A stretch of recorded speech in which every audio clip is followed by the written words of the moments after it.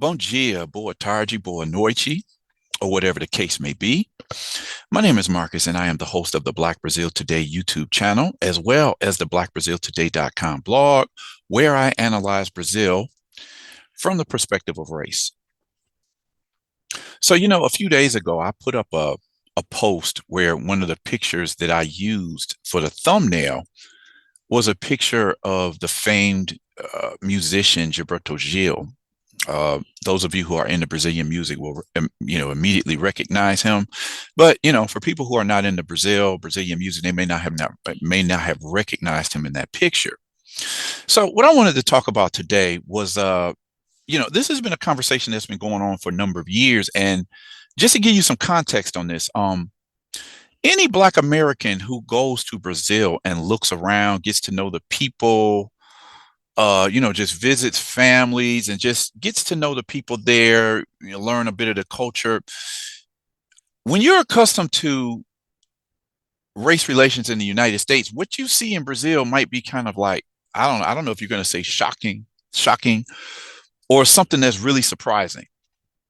I've seen Black Americans go to Brazil and just come flying back to the United States in frustration, like, oh my God. So what am I getting at here? When I first started going to Brazil, I noticed this, but it didn't really set in because, when I first started having conversations online with people on the topic of Brazil, I used to write articles for this Brazil.com website. And I would exchange ideas, and I could always tell just from how people would comment whether the person was American or Brazilian or whatever, because Brazilians would generally always have the same argument.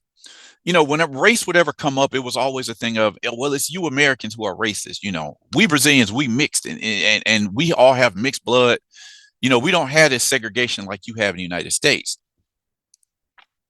And I says, in many ways that's true, but in other ways it's not true because you could say that Brazil has never had legal segregation, but when you go to Brazil, you find that all of the upper middle class neighborhoods and upper class neighborhoods, they're always going to be like predominantly people who look white or something close to white. And I say something close to white because this whitening ideology has been going on in Brazil for, one could argue, at least a century and a half. This idea of Black people who climb the social ladder, they have to marry white, not only as a status symbol, but the idea is also to whiten your offspring. So when you go into these neighborhoods, you go into poor neighborhoods, you're going to see a mixture of black, white, mixed, whatever you want to see. But with the higher you go up in the class structure, the whiter it's going to get.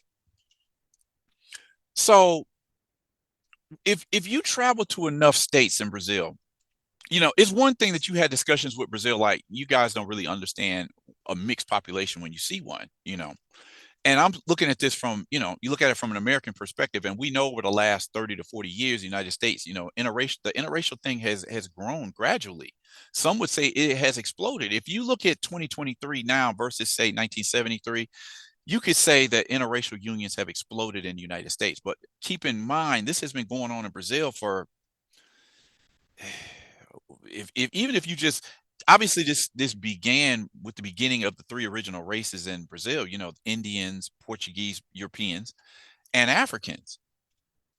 And so mixture is always going on in Brazil. What we don't understand is that mixture is a long history in the United States too, but then this Jim Crow era came up. And for a number of years, the mixing of races was something that was outlawed in most American states. You could say this definitely picked up in the last 40 years or so.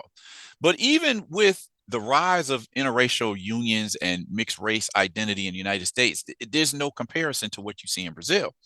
Um, I remember when I went to this town in interior of the state of Bahia in the Northeast. And people like to say that Bahia is the blackest state in the country, and this just depends on how you look at it. I say, of all the states that I've been to, I say you'll see more darker skinned people in Bahia, but you can only call Bahia the blackest state in Brazil if you include the brown people, the Pardus, or the mixed people. I think it might be, I don't know, maybe about 15 to 20% of people define themselves as specifically Preto or black in Bahia versus the other. I don't know. I think the white population might be 15 to 20%, but then you have that middle population of like 60, 65, 70% of the people call themselves pardos or mixed. And you'll see some of the most fascinating mixes of people that you have ever seen if you just hang out in Bahia long enough. I remember had to been about 2002 or so, 2003. It was this young lady that I knew in Bahia, and her mother's family lived in this town called Camamu. And we went there and we hung out with the family.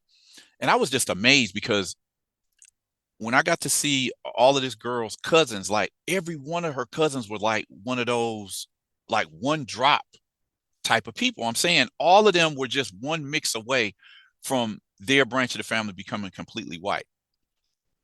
It was like, wow, wow, it was a fascinating study in this racial mixture thing. People like to, well, I just fell in love with this person, but it's like when you see whitening to that degree and mixture to that degree, you have to see that there's some type of social engineering going on. And I clearly saw that because I didn't see very many dark skinned people in this particular family. I was just blown away, right? I mean, just imagine the whole family looking like, I don't know, Vin Diesel or Vanessa Williams, the entire family. And I'm not even saying, I mean, they were even whiter looking than what you would call, dang, I mean, imagine somebody like, I don't know, Steph Curry or any other person. What's the guy's name for the Kansas City Chiefs? The quarterback for the Kansas City Chiefs. I mean, imagine him mixing with a white person, what his child would look like. It would just look like they just barely, you can look at that person and say that that person has some African ancestry. This is what I saw in numerous families in Bahia. I've seen it in Sao Paulo. I've seen it in Rio. It's pretty fascinating. Okay.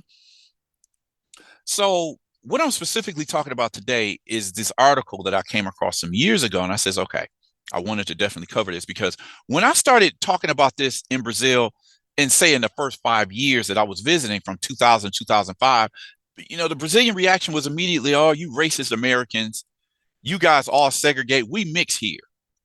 And in the beginning, I looked at it like that. Okay, maybe it's just a thing of people just fall in love who they fall in love with. But as I continue to visit the country and talk to more people, I looked and says, no, this is clearly social engineering that's going on. People have been taught to prefer whiteness. Okay.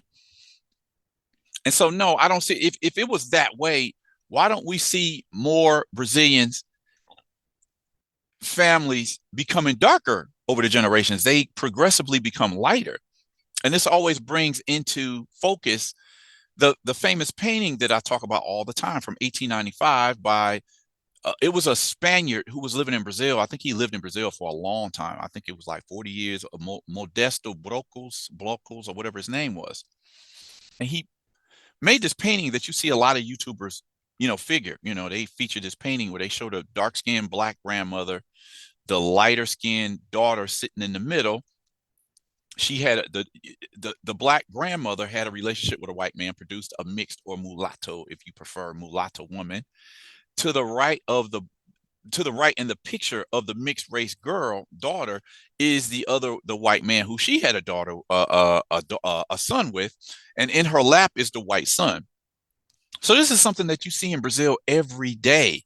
You see you see families going from unmixed black all the way to the cusp of just whiteness. I saw it in just numerous families where you have the darker skin man and woman, man or woman or whatever.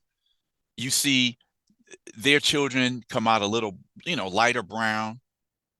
And sometimes in one or two generations after that, the grandchild or the great grandchild comes out almost just clearly white, blue eyes, blonde hair, all of that. And I saw this just over and over in the country. There was a guy some years ago when people were, calling him out because he posted a picture of four generations of his family during the month of Black consciousness in Brazil. It's like he's putting a picture up of his family that started off with his dark skinned father, him still being clearly black and brown skinned. He had a son who was extremely light skinned, and then his son married white. So within four generations, they went from dark skinned black guy to a white child. And you see this over and over in Brazil. And so you have to look and be like, well, you might call Americans racist because of the years of segregation, but Brazil is racist in the flip side because you had people who were encouraged to mix the black out of their family. That's just as racist as the United States because it says we don't want a dark skinned population. I mean, how do you deal with that? It is what it is. So the article I want to go through today comes from this site that's posted on the medium.com website, and it's a magazine that's called Revista Oculto. And it's a lot of black Brazilians, and they are some of the most militant folks I've ever seen because you have people in what's called the Movimento Negro on the left, but they're not extreme militants. They're just most people that are going to be in the Movimento Negro, similar to what I saw with the civil rights movement in the United States. Most of those people are going to be integrationalists. So it's one of those things where they say, well, these people are not completely fighting, racism or white supremacy. They're just fighting for a better position under the system of white supremacy, right? So this article, when I started saying like, you people are never going to be a threat to any society because all of you continuously whiten your family, you continuously pass on anything that you have in terms of resources on to the white population who you say you're fighting racism against. Like, how do you say you're trying to fight a system of white supremacy that is oppressive to black people, but then you continuously lay down and make families where within 2 to 3 generations, the very mark of your black skin will have disappeared and any money you have accumulated will go over to the white side that you say you were fighting? Makes absolutely no sense. So somebody was speaking every now and then, somebody will bring this up. When I first started listening to Brazilian music, when you're outside of Brazil, now it's more open because of the internet. You can get any type of music you want from anywhere in the world because of the internet. But when I first got into Brazil, there was only a small sample of Brazilian artists that you could find.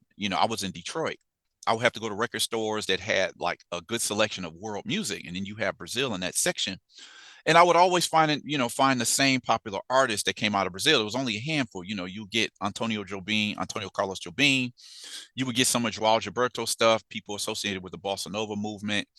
But then you get people out of the Tropicalia movement. It was a musical revolution that came out of Brazil in the 60s and 70s with people like Gilberto Gil, Caetano Veloso, Os Mutantes, Gal Costa, Maria Bethânia, Tom Zay, these type of groups.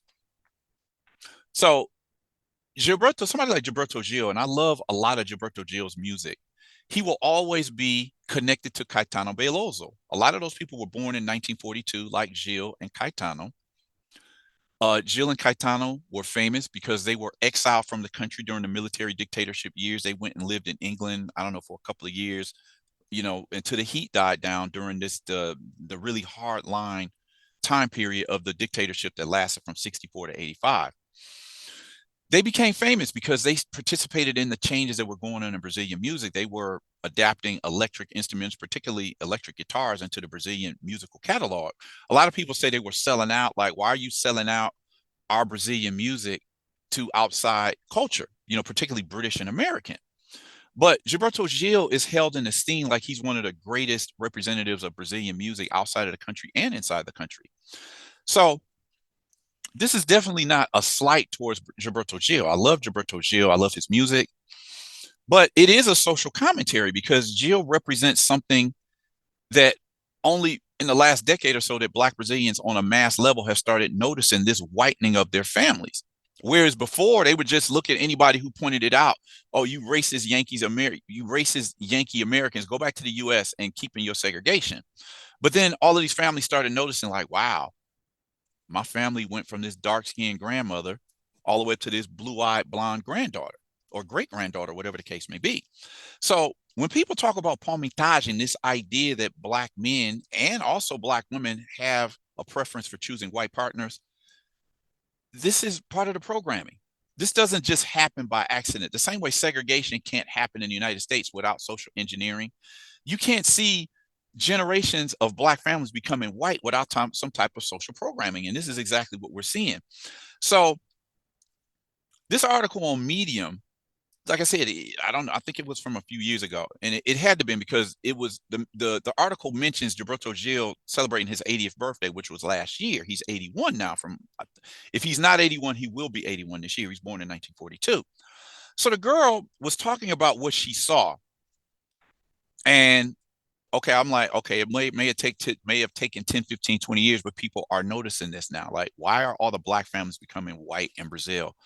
It's because of social engineering. It's called the processo de embranquecimento, the process of whitening. This is what you see. Is just no way to deny it. So I'm going to get into this article in a minute because I just want to point this out because it's going to speak to other articles that I've posted, other videos that I've posted. Um, so let me just get into this right here. So this is Gilberto Gil's family. You know Gilberto Gil. This is the guy sitting in the middle right here.